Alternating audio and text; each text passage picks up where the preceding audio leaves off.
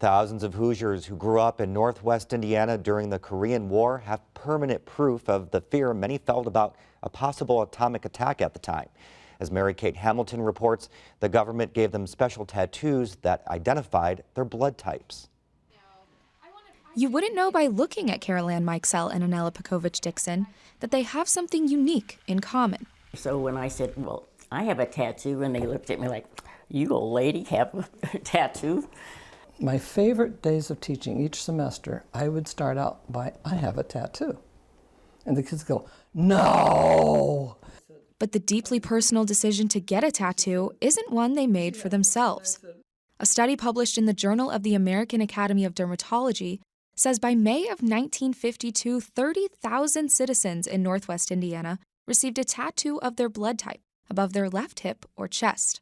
It was called Operation Tat-Type and was born out of fear that there would be an increased need for blood during the Korean conflict.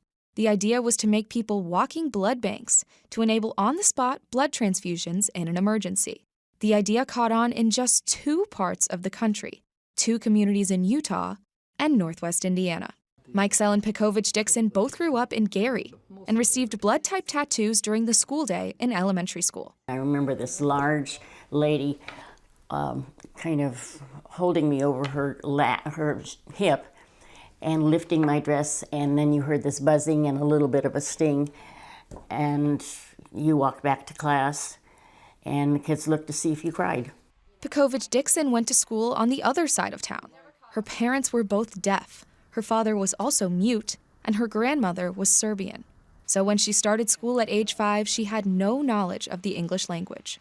Her fear is what she remembers most about that day. I remember a day vividly when kids were screaming at school, and it really frightened me, and I tried to get out, and I couldn't.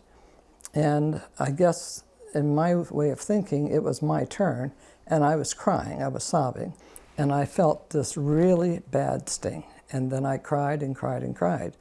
Petkovich-Dixon didn't have the language skills to know what happened to her that day, or to explain it to her parents. Back in that day, we only took baths once a week on Saturday, and I was the 4th, so I got the 4th tub of dirty water, and I remember my mother trying to wipe off that blue spot. The fear of an atomic attack gripped the Lake County community. But the tattooing didn't last long. When the Korean War ended, the demand for blood dropped, and ultimately, Operation Tat-Type failed. The study states that doctors didn't trust the tattoos because of possible errors, and the trial never caught on nationwide.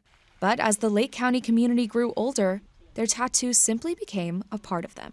And even in the reunions, I don't even think we've talked about it. It just was something that happened, and it's a part of you, and life goes on. Their tattoos are now faint, but still serve as a reminder of the times they grew up in.